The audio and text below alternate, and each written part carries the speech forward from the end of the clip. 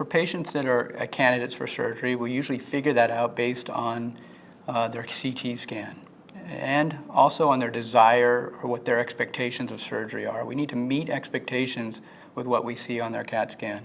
But assuming that they're a candidate for surgery, the next step is to discuss with them the risks and the benefits.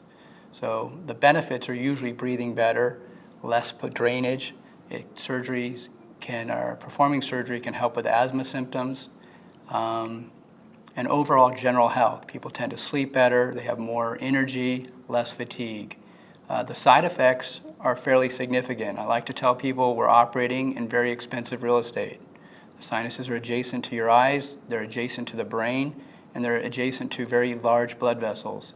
So sinus surgery can have potentially catastrophic complications. Fortunately, these complications are very rare.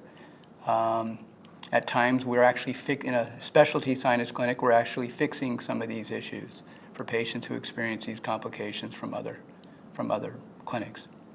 In terms of expectations from surgery, it's a day procedure. The vast majority of patients go home the same day. Surgeries can last anywhere from an hour to maybe up to 3.5 hours. They go home the same day. Sometimes they have packing in their nose, and that gets removed a week later. They're usually back to normal in a few weeks, and we limit their activity for 2 to 3 weeks in terms of exercise.